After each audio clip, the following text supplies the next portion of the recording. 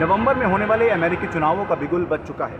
इस चुनाव की हर अपडेट को पूरी दुनिया टकटकी लगाए देखती है। गुरुवार को अमेरिका से एक ऐसी खबर सामने आई है जिससे यूरोप और नाटो समूह की चिंता बढ़ गई है।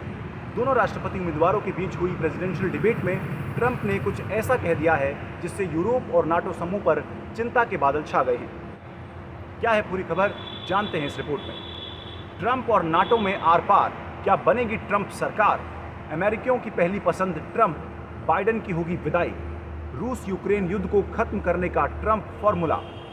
ट्रंप का नाटो को अल्टीमेटम, यूरोप करेगा अपनी सेना तैयार। गुरुवार को पहली प्रेसिडेंशियल डिबेट में अपने प्रतिद्वंदी डोनाल्ड ट्रंप के खिलाफ राष्ट्रपति जो बाइडेन के खराब प्रदर्शन ने अटलांटिक के दोनों किनारों पर हलचल मचा दी है। अमेरिका में रविवार को CBS न्यूज़ के एक सर्वेक्षण में पता चला कि 72% मतदाताओं का मानना है कि बाइडेन में राष्ट्रपति के रूप में काम करने के लिए मानसिक योग्यता नहीं है।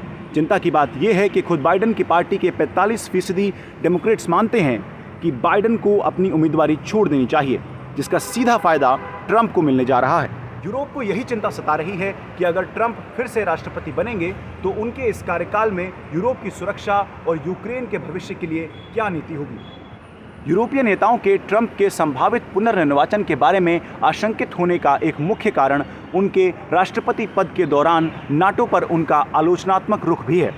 ट्रंप ने बीते कार्यकाल में यूरोपीय नाटो सदस्यों के बीच रक्षा बजट में वृद्धि के लिए दबाव डाला और कुछ बड़े अंतर्राष्ट्रीय समझौतों से भी अमेरिका पीछे हटा।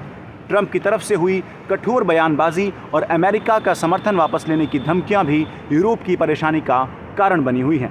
अप्रैल के महीने में फ्रांस के राष्ट्रपति इमैनुअल मैक्रोन ने अधिक स्वतंत्रीय यूरोप विदेश नीति का वकालत करते हुए कहा, यूरोप के लिए अधिक एकजुट और स्वतंत्र होने का समय आ चुका है। Together in Syria, President Trump reminded you what happened the 13th of April this year.